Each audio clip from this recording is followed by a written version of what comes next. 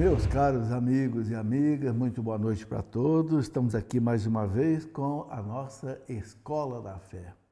Que maravilha, né? Deus nos deu essa graça de que, acho que já há quase 30 anos, essa Escola na Fé está aí toda segunda-feira na Canção Nova.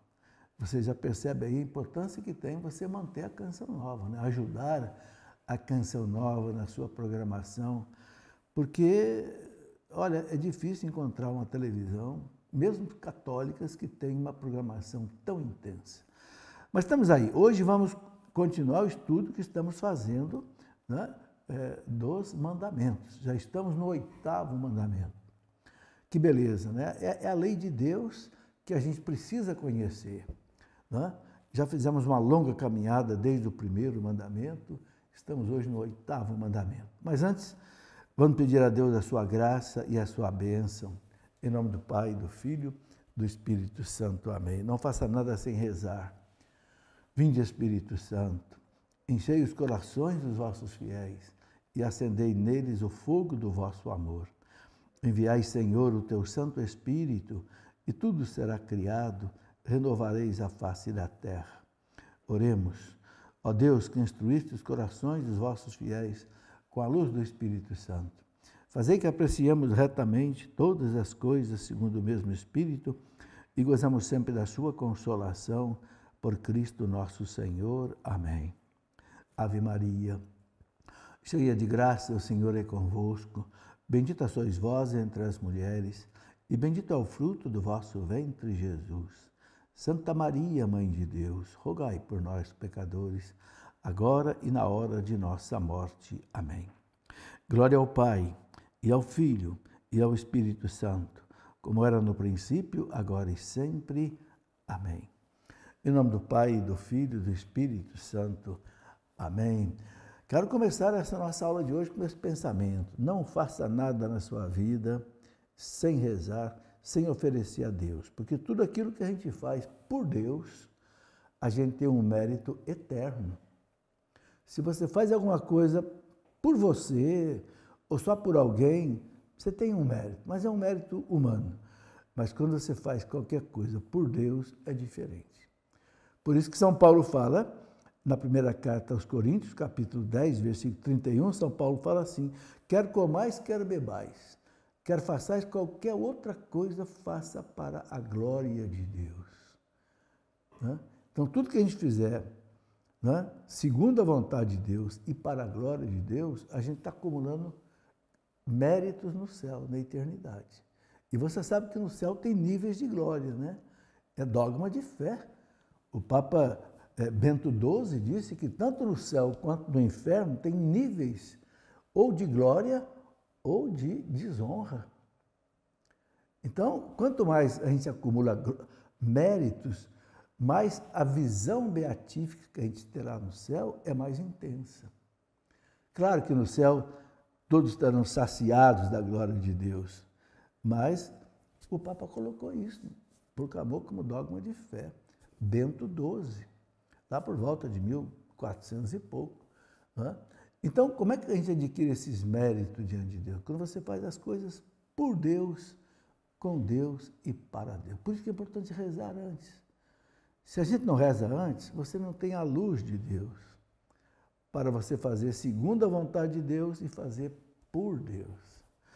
Muito bem, estamos aí no 8º mandamento. Antes eu quero só mostrar a vocês um livro muito bonito da Luzia Santiago. Olha, quem conhece a Luzia,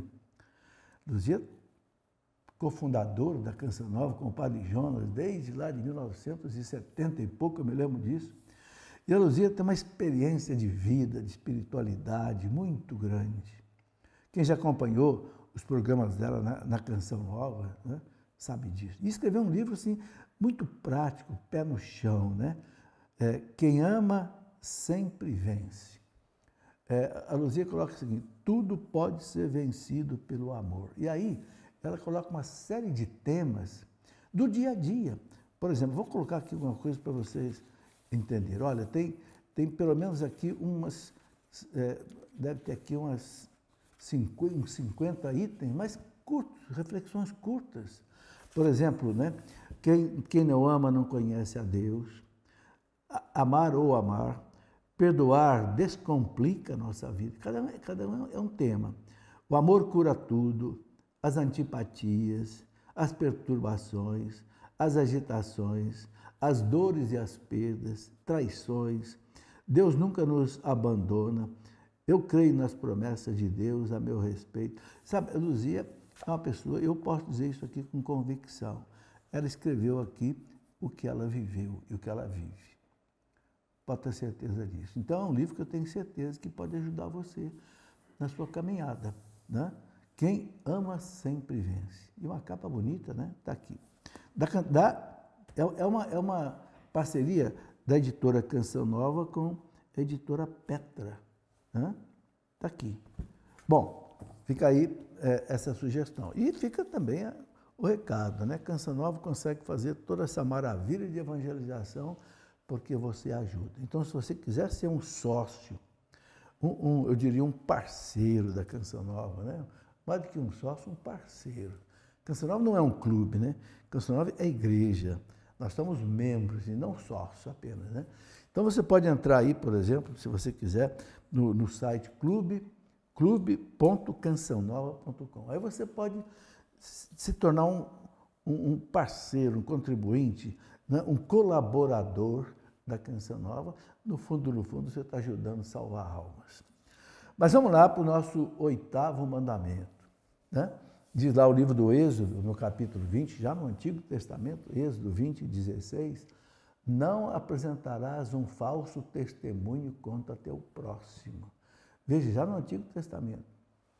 Não faça calúnia, não minta, né? Então, Jesus disse, ouvistes também o que foi dito aos antigos, não perjurarás, mas cumprirás os teus juramentos para com o Senhor. Né? Mateus 5,33, no Sermão da Montanha. Né? Então, o 8º mandamento, ele proíbe mentir, ou você falsear a verdade nas relações com os outros. Isto é importantíssimo. Né? Essa norma moral, ela decorre da vocação do povo santo a ser testemunha de Jesus, que é a verdade. Jesus disse, eu sou a verdade. Né? Também disse o caminho e a vida. Então, o cristão, ele também tem que ser verdadeiro, porque Cristo é a verdade. Né? Este é um ponto fundamental. Né?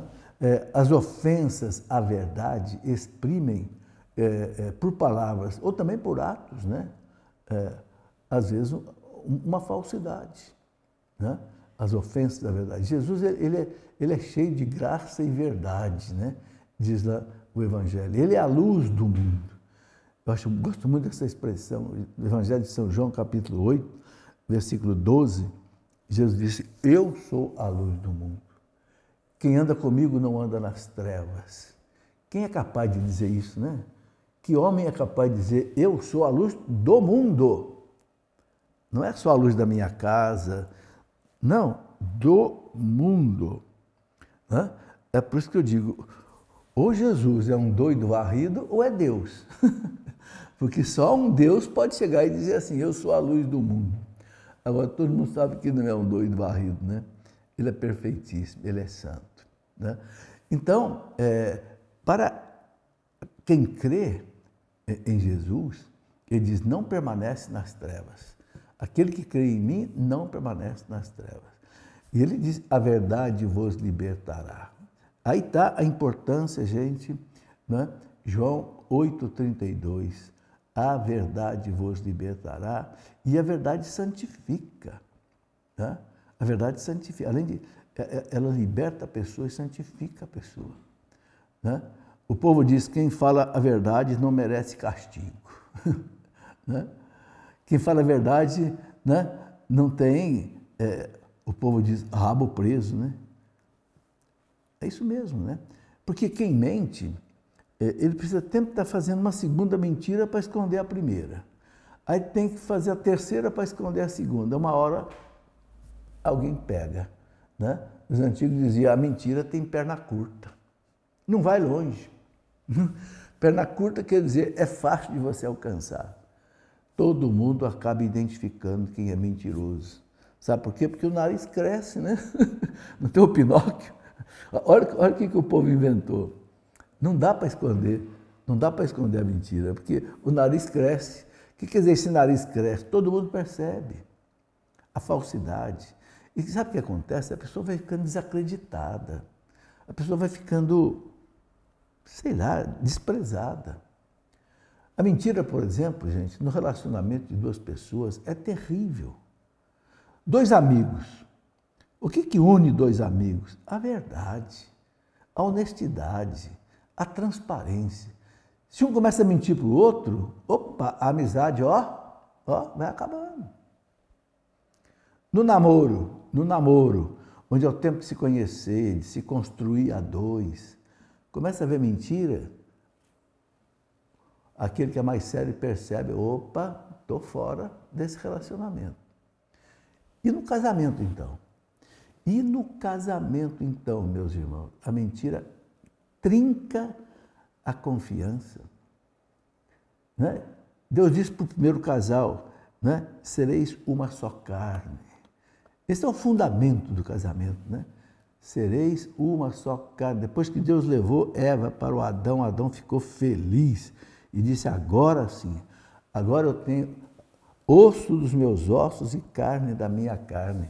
Ela vai se chamar mulher. Aí Deus disse para os dois, né? Tá bom. Então, está aqui. O homem deixa a casa do seu pai, da sua mãe, se une à sua mulher e sereis uma só carne. O casal que não entender isso, não entendeu o que é o casamento à luz de Deus. O que é ser uma só carne? A palavra carne na Bíblia significa aquilo que é humano. Jesus fala, o espírito é forte, mas a carne é fraca. O humano é fraco. A natureza humana foi enfraquecida pelo pecado original. Né? Então, sereis uma só carne, quer dizer, vocês humanamente vão ser uma realidade. Vocês vão ser unidos. Nada de mentira, nada de falsidade, nada de, sei lá, ficar aí escondendo as coisas um do outro. Senão não tem casamento verdadeiro. A mentira acaba com um casamento, gente. Entende? Então, por isso que Jesus fala muito claro, a verdade vos libertará. Então, seguir Jesus é seguir no Espírito da verdade. Olha que, como é que Jesus chama o Espírito Santo? O Espírito da verdade. Que o Pai envia em seu nome, que vai conduzir a igreja à verdade plena. Lembra lá do capítulo 16 de São João, versículo 13, na Santa Ceia, quando Jesus disse para os apóstolos, quando vier o Espírito da verdade, ensinar-vos-á toda a verdade. Por isso que a igreja, meus irmãos, não tem dúvida que ela ensina para nós a verdade plena sobre a doutrina. A igreja não tem dúvida. Por quê? Porque quem ensina para a igreja é o Espírito Santo. E é o Espírito da verdade.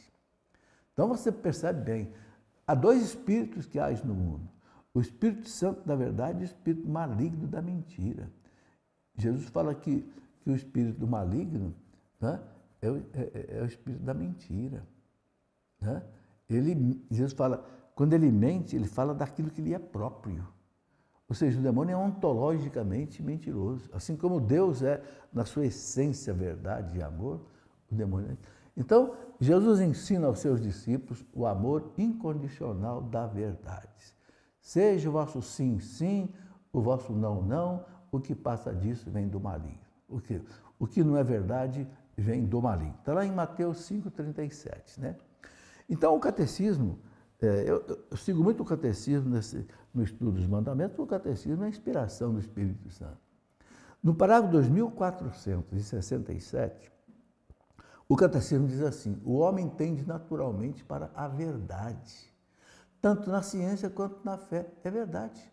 O que você faz na escola, na universidade, na pesquisa? Você procura a verdade matemática, a verdade física, a verdade química e a verdade que gera o progresso. A mentira não. Por que você vai defender uma tese de doutorado, por exemplo, ou de mestrado? Tem uma banca examinadora ali que examina a sua tese, depois examina, fica, né, cravando você de perguntas para ver se não tem erro. Por quê? Porque se houver erro na ciência, meu Deus, você, né, se houver erro na construção do viaduto, o viaduto pode cair e matar muita gente. Se houver erro na construção de um prédio, se houver mentira, cai o prédio.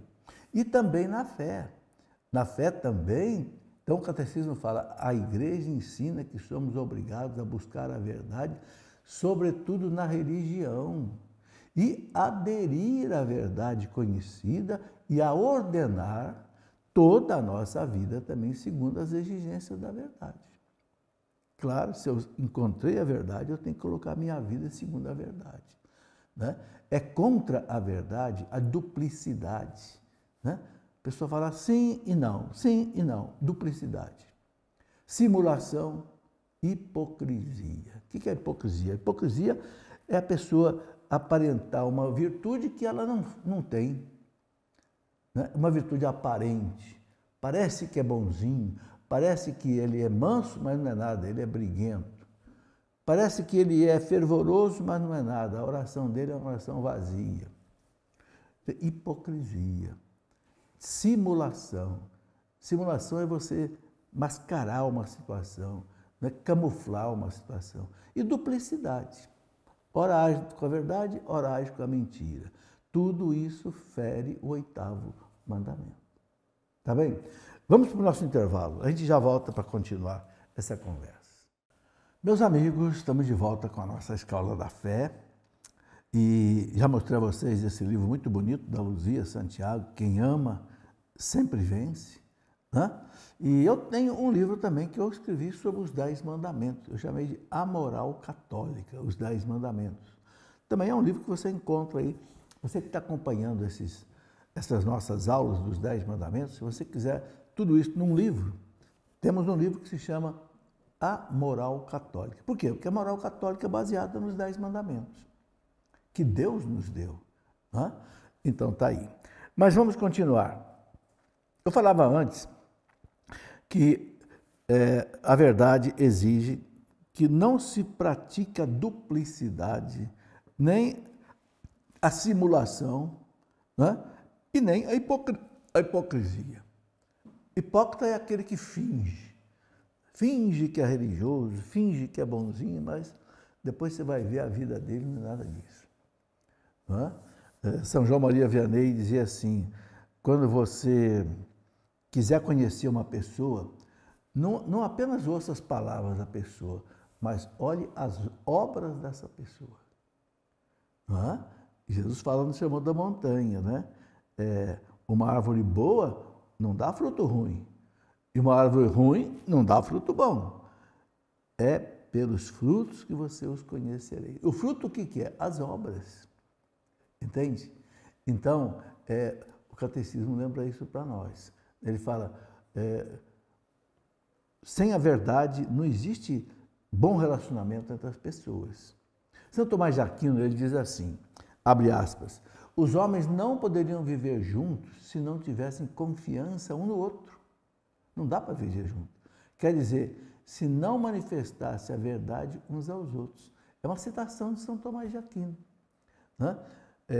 A virtude da verdade dá ao outro o que lhe é devido.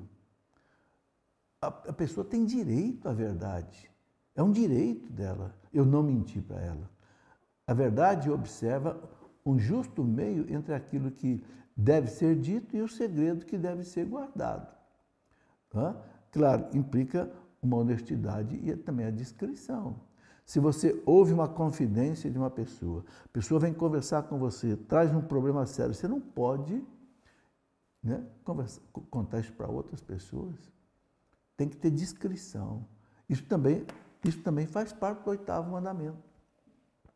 É interessante, né, que diante de Pilatos, Jesus diz, né, que ele veio ao mundo para dar testemunho da verdade. Olha, gente, que coisa importante. Está lá no Evangelho de São João, capítulo 18, versículo 37. Pilatos, eu vim ao mundo para dar testemunho da verdade. Por isso, meus irmãos, destruir a verdade, hoje nós temos aí a tal ditadura do relativismo. O que é a ditadura do relativismo? Você pode aceitar a mentira como verdade. Eu faço a minha verdade, você faz a sua verdade, então a verdade não existe. Se cada um faz a sua verdade, então a verdade não existe, porque a verdade ela é única. Ou ela é única ou ela não existe. Não é? Então, o cristão, ele não pode se envergonhar daquilo que Jesus ensina como a verdade, dar testemunho da verdade. Né? Tem um documento do Concílio Vaticano II chamado Ad Gentes, que é um documento sobre a missionalidade. Né? Ele fala que todos os cristãos, onde quer que vivam, pelo exemplo da vida e pelo testemunho da palavra, devem dar testemunho da verdade. Dar testemunho da verdade. E aí o Catecismo explica o seguinte, parágrafo 2482, a mentira consiste em dizer o que é falso com a intenção de enganar. Aí que tá a malignidade da mentira. Você quer enganar o outro. Isso é um pecado. Né? O Senhor denuncia na mentira uma obra diabólica. Ele falou para os doutores da lei mentirosa, vós sois do diabo, vosso pai. Nele não há verdade quando ele mente, fala do que ele é próprio, porque ele é mentiroso, pai da mentira. Pai da mentira. Está lá em João 8,44. Então, gente, quem mente está influenciado pelo demônio. Cuidado. Por isso que a mentira é devastadora. Entende? O Catecismo continua dizendo no parágrafo 2486 que a mentira ela é funesta para toda a sociedade. Ela mina a confiança entre os homens, rompe o tecido das relações sociais. Entende? A mentira destrói casamento, a mentira destrói as boas relações, como eu já falei. Então, o 8º mandamento é isso. Né? E o Catecismo ainda diz assim que a gravidade da mentira se mede segundo a natureza da verdade que ela deforma. Claro, de acordo com as circunstâncias, as intenções daquele, né, que a comete. Então, os prejuízos sofridos por aqueles que são suas vítimas. Quer dizer, quanto maior for o prejuízo que a pessoa leva por causa da mentira, maior é o pecado da mentira. Tá? Então, o Catecismo fala que a mentira é pecado mortal quando fere gravemente a justiça e a caridade. Entende? Então, por exemplo, vou dar aqui um exemplo. Né? A pessoa que mente, por exemplo, no negócio, né? Ele, vamos supor, ele é vendedor de alguma coisa, ele vende alguma coisa que está escrito no coisa, 1 quilo, mas você vai pesar, só tem 900 gramas. Está mentindo. Ou então, você tem aí um carro, o seu carro já está com o motor quase fundindo, você fica bem quietinho, eu vou vender esse carro aqui porque eu vou deixar o motor estourar na mão do outro, porque aí o prejuízo vai ficar com o outro. Pecado mortal, porque você está dando um prejuízo com o outro por causa da mentira. Gente, isso está cheio de coisas desse tipo.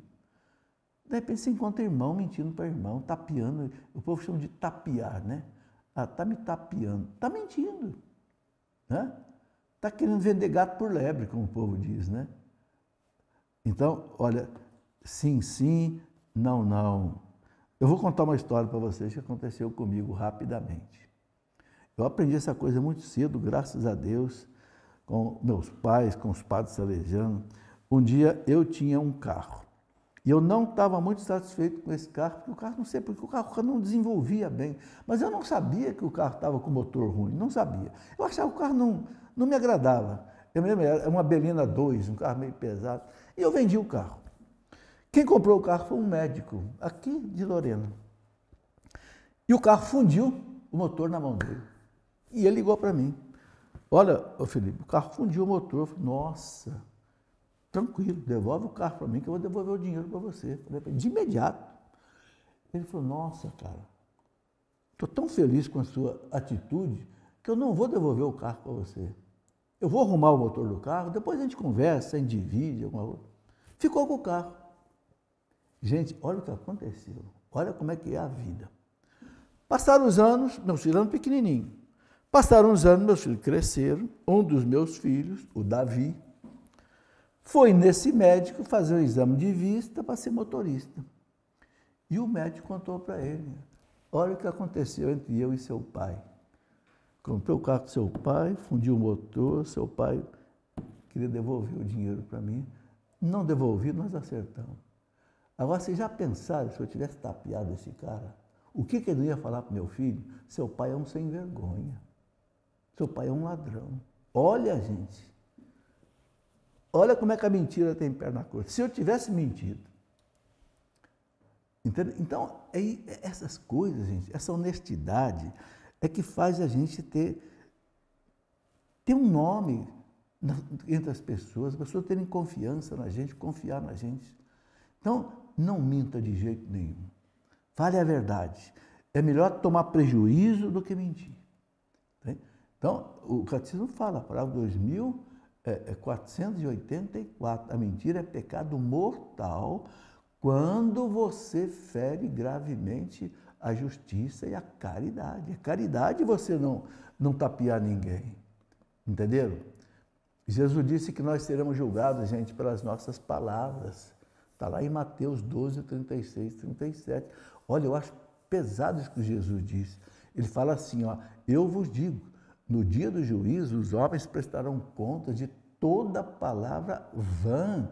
Vã quer dizer vazia, mentirosa, que tiverem proferido. É por tuas palavras que serás julgado ou condenado, justificado ou condenado. Nossa, é por tuas palavras que serás justificado ou condenado. Por que Jesus coloca isso, gente? Porque a palavra é uma coisa fortíssima, gente. Com a palavra verdadeira, você pode levantar uma pessoa. Com a palavra mentirosa, você pode afundar uma pessoa. Por isso que Jesus cobra uma palavra boa. Né? Está escrito lá na carta aos Colossenses, São Paulo, capítulo 3, versículo 8, São Paulo fala assim, deixai de lado todas essas coisas, ira, animosidade, maledicência, maldade, palavras torpes de vossa boca. O que são palavras torpes de vossa boca? Mentira, falsidade, cinismo. Né? Depois, São Paulo também fala na carta aos Efésios, capítulo 4, versículo 29, São Paulo fala assim, essa colocação é muito bonita. Nenhuma palavra má saia da vossa boca, mas só aquela que for útil para a edificação, sempre que for possível e benfazeja aos que ouvem. Nenhuma palavra má saia da vossa boca. Olha, mas só a que for útil para a edificação, quer dizer, para o bem da pessoa. Né? Sempre que for benfazeja, fazer o bem aos que ouvem. Então, temos que pedir muito a Deus isso, sabe, gente? Que a gente vigie as nossas palavras. Porque Jesus fala uma outra coisa muito interessante, a boca fala daquilo que está cheio o coração. Opa, então na verdade você tem que cuidar do coração. Ele fala, onde está teu tesouro? Onde está teu tesouro, aí está teu coração. Né? Então o nosso tesouro tem que ser o tesouro de Deus. O tesouro da verdade, o tesouro da honestidade, o tesouro da caridade, o tesouro da justiça. Aí, quando você falar alguma coisa, você vai falar coisa boa. Né? O povo dizia assim, quem comeu cebola não precisa falar que comeu. O bafo já denuncia. Por quê? Está lá no estômago, mas vem aqui para fora. Então, assim, para a gente poder ter palavras boas, a gente tem que ter sentimentos bons, desejos bons.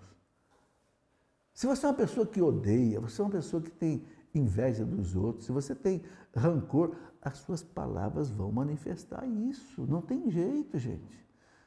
Porque a boca fala daquilo que está cheio no coração. Jesus é matemático, né? Jesus ele é muito simples nessas coisas. Eu aproveito para lembrar aqui, quem fala muito disso também com propriedade é São Tiago, né? São Tiago fala muito disso. Na carta que São Tiago escreveu, está no Novo Testamento, né? Ele fala assim, capítulo 1, versículo 26, se alguém pensa ser piedoso, piedoso quer dizer, ama a Deus, serve a Deus, mas não refreia a sua língua e engana o seu coração, então é vã a sua religião. Quer dizer, se a pessoa diz que é religiosa, piedosa, mas ela não refreia a língua, solta a palavra de qualquer jeito, às vezes ofensa. Então, meu amigo, sua religião não é uma religião autêntica. Ele fala, é vã a sua religião. Depois ele continua, capítulo 3, versículo 2. Aqui eu estou apenas pensando em algumas citações de São Tiago, né? Capítulo 3, versículo 2 até o versículo 10. É uma colocação longa que ele faz, mas que vale a pena a gente meditar. Ele fala assim, se alguém não cair por palavras, este é um homem perfeito. Olha, gente, que coisa. Por que Tiago fala isso? Porque se a pessoa não peca por palavra, é porque o coração dessa pessoa é um coração sadio, é um coração santo, é uma alma santa, que espelha em palavras o que ela tem no coração. Entende? E ele continua, né? Capaz de refrear todo o seu corpo. Aí ele dá dois exemplos interessantes. Ele fala assim, quando nós colocamos o freio na boca dos cavalos, para que eles nos obedeçam, né? Governamos todo o seu corpo. E é isso mesmo, né? O cavalo pode ser o cavalo mais forte, mais, né? Você botou um freio na boca dele, meu amigo, você segura ele, porque o freio aperta a língua dele. E ele dá um outro exemplo. Ele fala assim, olha também os navios. Por grandes que sejam, embora agitados pelos ventos impetuosos, eles são governados por um pequeno leme à vontade do piloto. Gente, que coisa fantástica. Você já deve ter andado numa lancha aí, né? O que tem na trás daquela lancha? Um lemezinho pequenininho, como uma pá, que ali o piloto vira para cá e o bichão obedece. Pode ser um transatlântico. Aí Tiago compara isso com a língua. Assim também a língua é um pequeno membro, mas pode gloriar-se de grandes coisas, às vezes coisas falsas, né? Considerai como uma pequena chama, terceiro exemplo que ele dá, considerai como uma pequena chama, uma pequena parede de fósforo acesa pode incendiar uma floresta. E aí ele diz assim, também a língua é um fogo, um mundo de iniquidade. Veja, olha como, gente, a questão da língua, a questão do 8º mandamento, de não caluniar, de não, né, mentir, é algo importante. Bom, vamos para o intervalo. Daqui a pouco a gente volta para o nosso último bloco. Meus amigos e amigas, estamos aí no último bloco dessa nossa Escola da Fé de hoje, conversando sobre o 8º mandamento. Falta ainda o 9º e o 10º. Não perca as próximas aulas. Aí você vai ter uma explanação boa daquilo que nos ensina aí o nosso catecismo da Igreja Católica. É daqui que eu estou tirando essas coisas, viu, gente? Não é da minha cabeça, não, pode ter certeza. Aqui está o manual da verdade, né?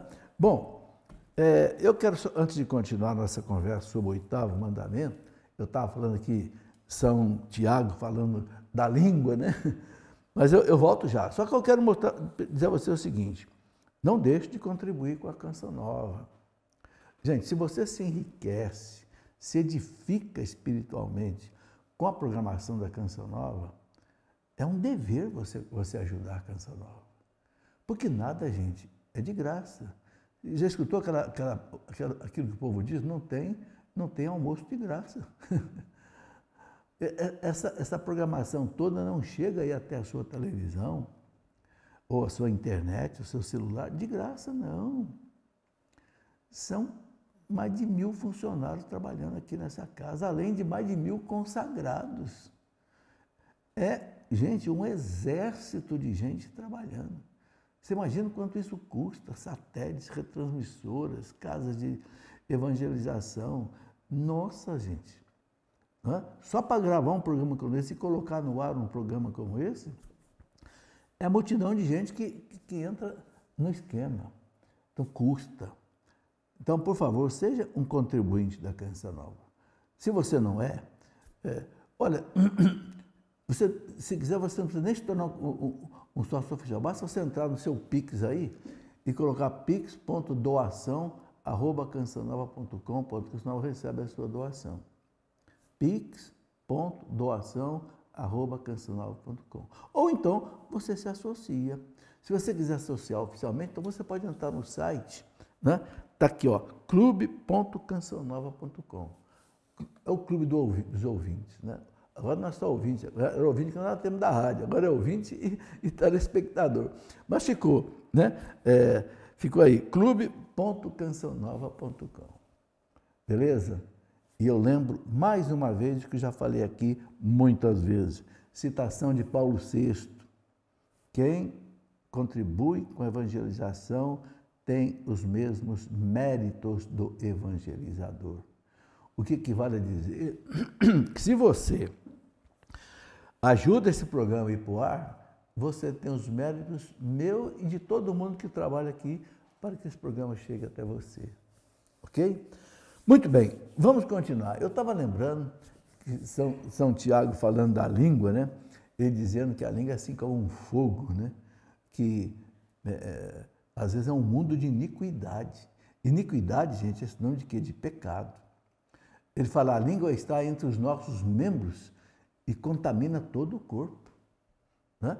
E sendo inflamada pelo inferno, incendeia o curso da nossa vida. Olha, quem é que inflama a nossa língua? É o inferno, é o demônio. Nós temos que tomar cuidado com isso. São Tiago fala assim, todas as espécies de feras selvagens, de aves, de répteis, de peixes do mar, se domam e têm sido domadas pela espécie humana. A língua, porém, nenhum homem consegue dominar, se soltar, né? Ele fala, é um mal irrequieto, cheia de veneno mortífero.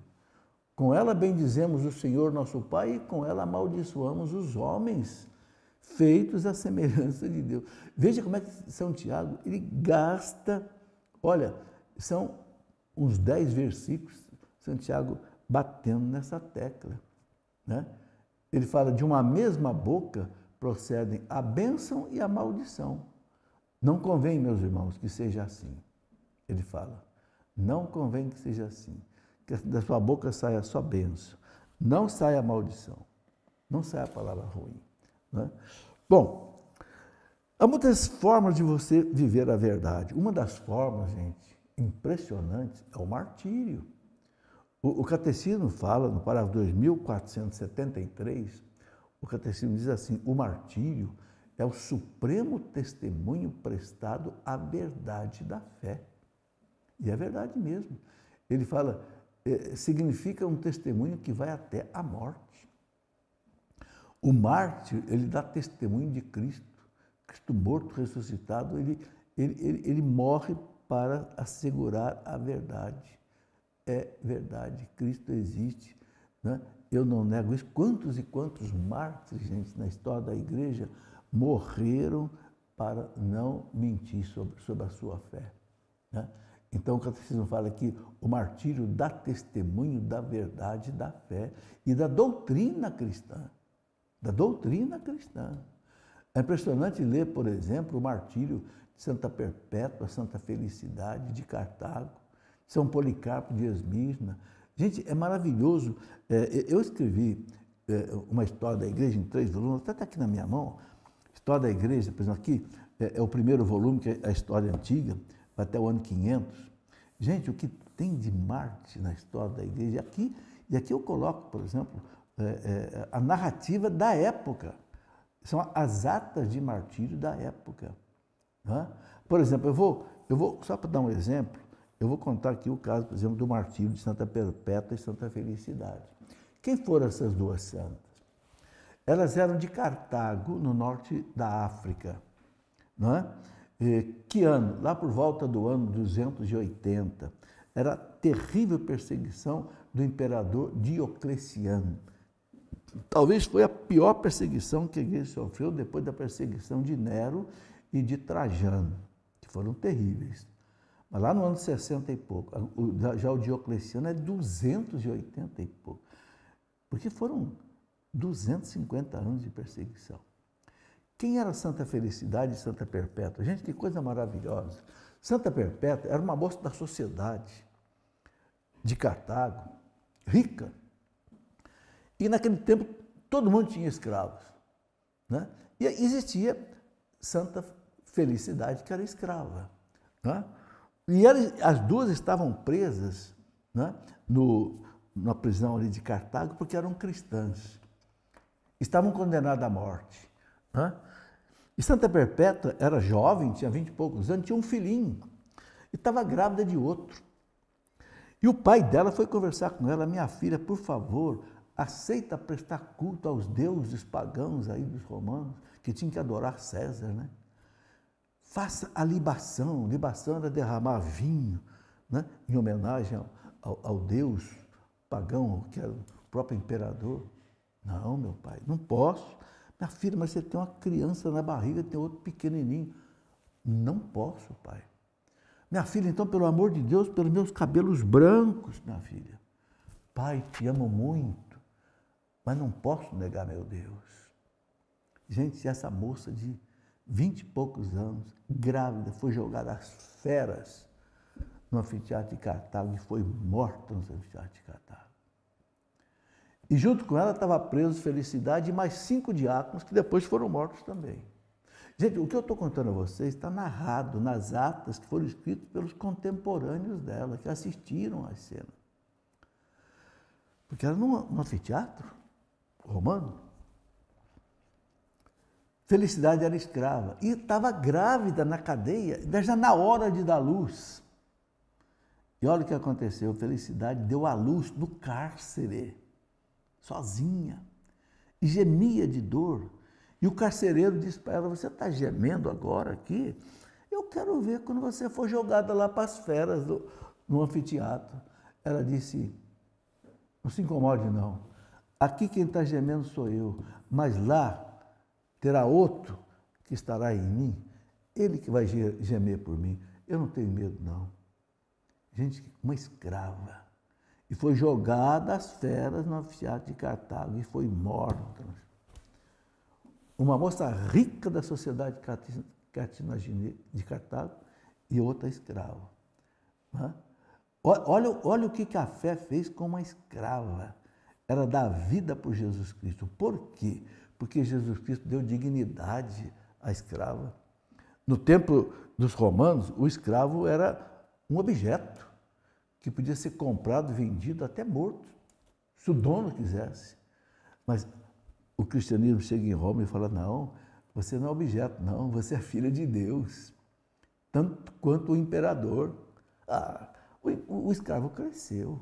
Por isso que uma das forças que transformou o paganismo no cristianismo de Roma foram os escravos. Bom, só para dar um exemplo. Mas aí nós temos muitos outros. Eu estava falando do martírio, porque o martírio é a prova mais profunda do testemunho da verdade. A pessoa dá a vida, né? Então, por exemplo, nas atas dos mártires, chamada Acta Martyrium, a gente vê, né? Por exemplo, quando São Policarpo de Esmirna, ele foi queimado vivo no anfiteatro de Esmirna, que é ali hoje na Turquia, né? Aí diz a ata que com o maior cuidado a igreja recolheu as lembranças daquele que foram até o fim para testemunhar a fé. Os cristãos foram lá recolher os restos mortais queimados de São Policarpo, no ano 155, isso. Está aí. Quero lembrar uma frase de São Paulo, para fortalecer bem essa nossa fé, na verdade. São Paulo fala assim, na carta aos Efésios, capítulo 4, versículo 23, São Paulo fala assim: renunciai à mentira. Fale cada um a seu próximo a verdade, pois somos membros uns dos outros e membros de Cristo. Pensa bem, você é membro de Cristo. Se você mente, você está profanando o corpo de Cristo. Então, São Paulo fala: renunciai à verdade. Então, se você está acostumado a mentir, tem o vício de mentir, fale para Jesus agora: Jesus, eu renuncio à verdade. Por amor a Ti, Senhor, por amor à igreja, por amor a mim mesmo, por amor aos outros, eu não quero mentir, Senhor. Entende? Se você é um pai que mente, seu filho vai aprender a mentir e vai passar isso para os outros. Mas se você é um pai que ensina a verdade, seus filhos vão aprender o que é a verdade. Tá certo? Então tá aí. São Pedro fala que nós devemos rejeitar toda a maldade, toda a mentira, todas as formas de hipocrisia, de inveja e de maledicência. Primeira carta de São Pedro, capítulo 2, versículo 1. Olha o que São Pedro diz: rejeitar toda a maldade, toda a mentira, todas as formas de hipocrisia. Hipocrisia é fingimento, de inveja e maledicência. Veja como é que os apóstolos se preocupavam com essas coisas, né? Ele fala muitas vezes uma mentira, né? Sobretudo em processo de julgamento, pode levar a condenar um inocente. É a calúnia, né? Às vezes para inocentar um culpado. A pessoa mente para libertar um culpado e condenar um inocente, né? Isso é muito sério. A calúnia, muito, muito sério, né? Por isso o Catecismo fala, no parágrafo 2477, o Catecismo fala assim: o respeito à reputação das pessoas, o bom nome das pessoas, né, proíbe qualquer atitude e palavra capaz de causar um prejuízo injusto. Quer dizer, diz o Catecismo, você se torna culpado, né? Por exemplo, aquele que admite como verdadeiro, sem fundamento suficiente, um defeito moral no próximo, né? É o chamado juízo temerário. Você admite como verdadeiro, né, sem fundamento suficiente, na verdade, um defeito moral no outro. Você vê um defeito no outro, mas você não tem fundamento suficiente e você começa a acreditar que aquilo é verdade. E muitas vezes difama a pessoa, dizendo que a pessoa tem um defeito que, no fundo, às vezes não é um defeito. Depois ele fala maledicência. O que é maledicência? É falar mal. Aquele que sem razão revela aos outros os defeitos e faltas dos outros. Fica revelando os defeitos dos outros, as faltas, isso é maledicência. Também a calúnia. O que é a calúnia? Aquele que por palavras contra a verdade prejudica a reputação dos outros e dá ocasião a falso juízo a respeito. Então, caluniar, né? Por isso que é crime caluniar, né? Então, a gente tem que cuidar de interpretar de modo favorável, tanto quanto possível, os pensamentos, as palavras, as ações dos outros. Não ser precipitado em julgar. Por isso que Jesus fala, não julgueis, para que não sejais julgados. Né? Um pensamento de Santo Inácio de Loyola, o grande fundador da Companhia de Jesus, né, dos jesuítas. Santo Inácio de Loyola era um homem, nossa, de uma verdade assim inquebrantável, né? Santo Inácio dizia: todo bom cristão deve estar mais inclinado a desculpar as palavras do próximo do que a condená-las. É um santo falando. Não vai condenando a pessoa por aquilo que ela falou. Espera aí, vamos examinar primeiro, né? Então, é preciso evitar os mal-entendidos. Muitas vezes, gente, nós somos precipitados. E a gente faz coisa errada porque é precipitado. Não para ouvir, não para pensar, não para se colocar no lugar da pessoa, né? Então, é preciso evitar os mal-entendidos, evitar as fofocas e as distorções da verdade, né? O povo diz assim, quem conta um conto, aumenta um ponto. Isso é um perigo, né? A pessoa vai contando e vai deformando aquilo. Quando chega lá na frente, meu Deus, já não é mais a verdade. O povo tem isso, né? Então a gente tem que tomar cuidado. Bom, meus amigos, está aí essa boa reflexão para a gente pensar, né? Fica aí para a gente meditar bastante. Eu quero pedir aí, para encerrar esse nosso programa de hoje, pedir a algum sacerdote ou diácono que nos acompanha, como eu sempre peço, que nos dê a bênção favorável de Deus. Em nome do Pai, e do Filho, e do Espírito Santo. Amém.